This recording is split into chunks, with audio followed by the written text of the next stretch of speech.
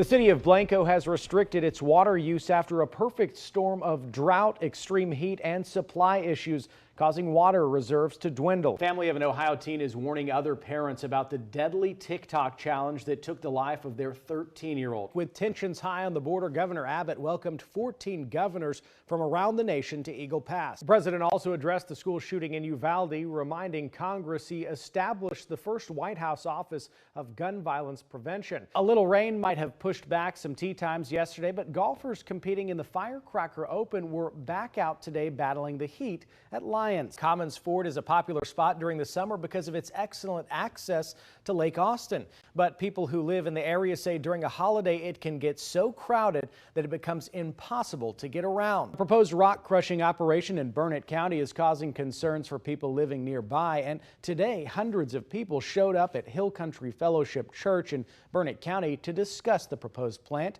While details are still limited, some people have raised concerns about air and water quality if that plant comes in. Others shared concerns about the truck traffic the plant might bring, but also concerns about the many caverns and caves if explosives are used.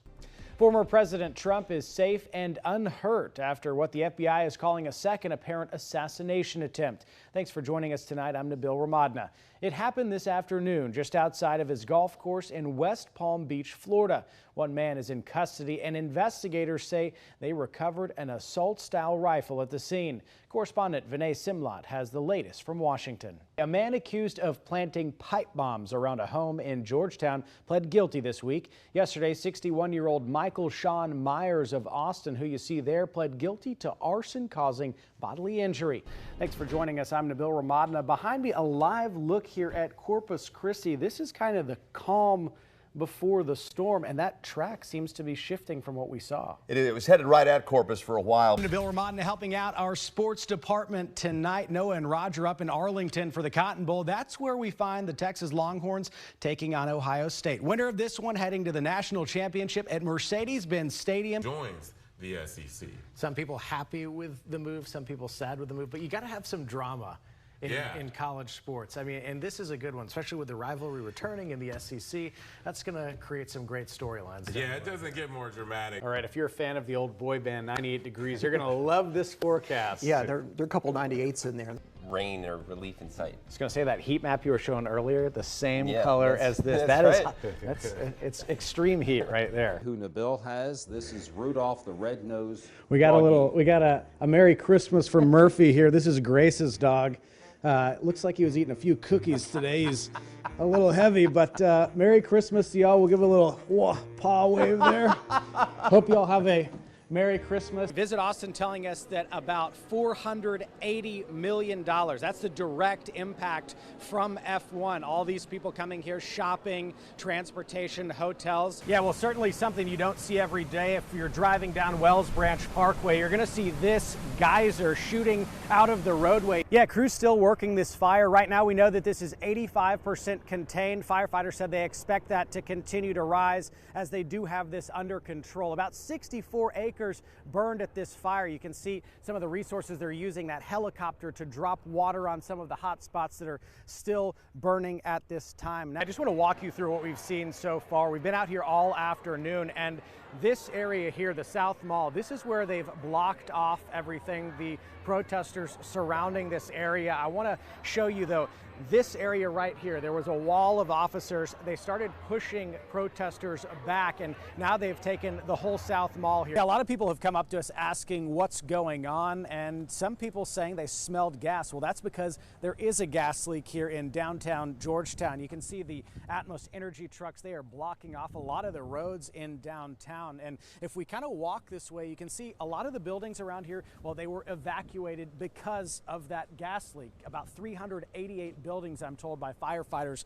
Here's where the majority of that work is going on. We've seen a number of crews going in and out of this area. This is at 11th Street and Main Street. Shocked East Austin property owner found a shed that he didn't purchase dropped on his property. Now the story gets even stranger. Someone was already living inside. Nabil Remadna shows us how this puzzling situation brought out the best in neighbors. As the property manager, of an Airbnb in East Austin. And this is the kitchen of the Airbnb that we run down here. Nima Amini usually welcomes guests onto his property. When we look out of this window, we see what appears to be kind of like a tiny home or storage unit that was delivered, and we didn't order it. This guest didn't sign up to stay, though. What did you find inside? A couch it looked like somebody was sleeping on. Amini tells me Lone Star Portables sent the shed. We reached out, and a person at the company told me a man bought the building and gave them an address on where to deliver it. So they did. Then they got a call. I answered that call to the landowner telling me that this building, he did not order this. I think, a simple Travis County Appraisal District search would have showed he was not the property owner. Lone Star Portable's owner revealed to me that he was shocked to find out they delivered to someone else's property. We were going to change some internal things to make sure it doesn't happen again, but no, we've never had this happen before. Is this the gentleman here at all? I think that is him. The man who ordered the makeshift tiny home walked up as our cameras were rolling.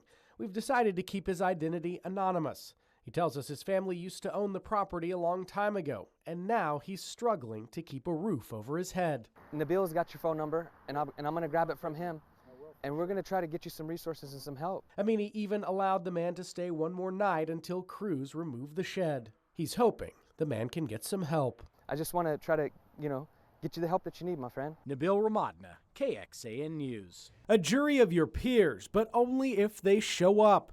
Due to a problem with the normal process, Hays County is trying to play catch-up and now hand-delivering jury summonses.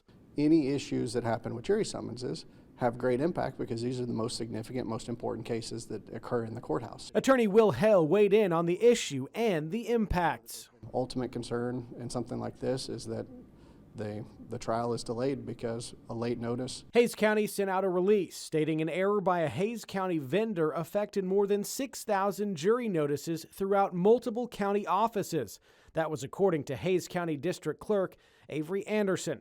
But we wanted to know more. After calling and emailing the district clerk's office with no response, we went down to Hays County to see if we could get some answers. Hey, how are you doing? Just trying to see if I could speak with District Clerk Avery Anderson. How are you doing? Good morning. Good. I'm Nabil Remadna with KXAN. Wanted to see if we could just grab you to talk about the jury summonses issue. Sure. Anderson tells us their office usually sends a summons 6 weeks out, but he blames all this on an issue with the new software system they're using. We use a new software system called JMS with Tyler Technologies. Has this issue with Tyler Technologies been addressed and fixed moving forward? It is not entirely fixed yet. We have addressed it with them. We are working with them pretty much since this occurred. Anderson says one of the cases is an upcoming murder trial. Could we possibly see a delay in this case, an interruption of due process for these cases? Absolutely, possibly. That's a very terrible thing. It's not something that we want to happen, obviously, but it's something that happens, and it's happened a lot lately with Tyler. Spending quality time after school. ¿Qué es 8 y 2? Yes. Muy bien, 10 otra vez. Chandler Hatchett and her daughter go over some of what she's learning in her Spanish immersion class. Español es mi favorito. But this Eanes ISD elementary school program, which caters to more than 900 students, will soon be cut. Seeing where we have to make cuts, it's alarming, wondering what this means for my kids. Eanes leadership cited a lack of state funding. Some parents, though, wondering why they can't help to cover the costs. Currently, with the state of public education and with the lack of support from our state, parents should be able to fund things if they are willing. Parents in Eanes ISD have said that they've pledged hundreds of thousands to save this Spanish immersion program. Why can't other programs be cut smaller to save that money?